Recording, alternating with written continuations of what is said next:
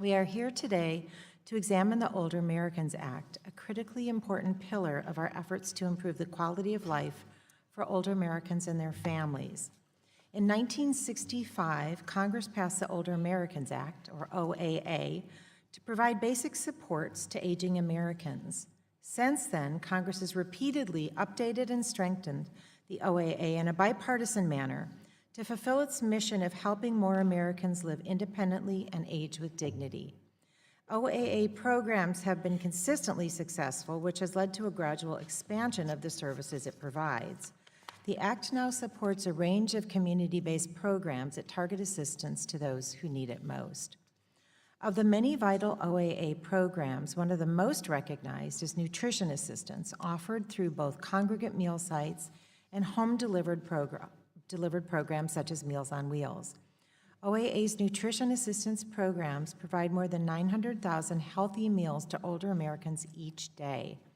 OAA also supports elder justice activities and funds programs to prevent elder abuse. Additionally, the Act offers community service employment opportunities to low-income seniors, allowing them to access part-time work that both supports them economically and provides purpose and social engagement.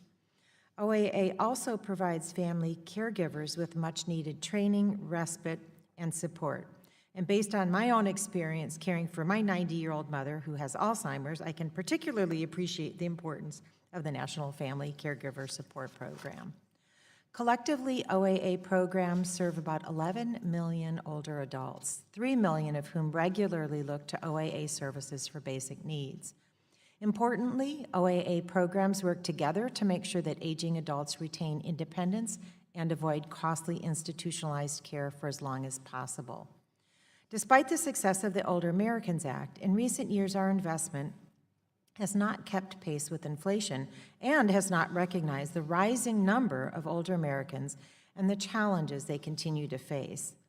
Although the population of Americans aged 60 and over has grown more than 60% since 2001, OAA funding has grown by roughly 20%, and accounting for inflation, OAA funding has steadily declined by 16%. The disinvestment has weakened OAA programs at a time of growing demand for the services they provide. Nearly 1 in 10 Americans over the age of 65 lives in poverty, and they are not getting the support they need.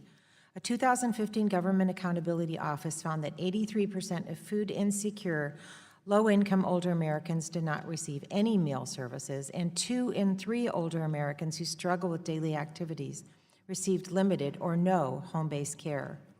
As the number of older Americans continues to increase, Congress must strengthen our support for OAA's proven, long-standing programs.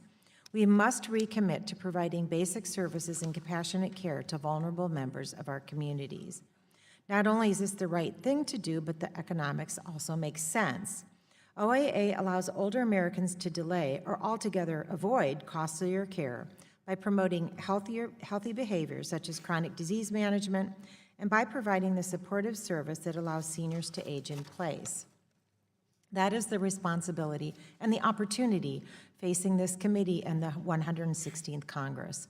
We are in a position to advance a reauthorization of the Older Americans Act that will allow millions of Americans across the country to age with dignity. This hearing is an important first step. Today we will discuss the challenges facing older Americans, what OAA programs look like across the country, and how the OAA supports millions of seniors and their families.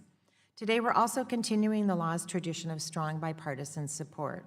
I was honored to be involved in the 2016 reauthorization when both the House and Senate unanimously supported the legislation. And I look forward to once again working with Ranking Member Comer, Ranking Member Fox, and of course Chairman Scott and all my colleagues on both sides of the aisle to advance a robust Older Americans Act reauthorization bill this year. Thank you to the distinguished witnesses for being here today. I look forward to the discussion, and I now recognize the distinguished ranking member for the purpose of making an opening statement.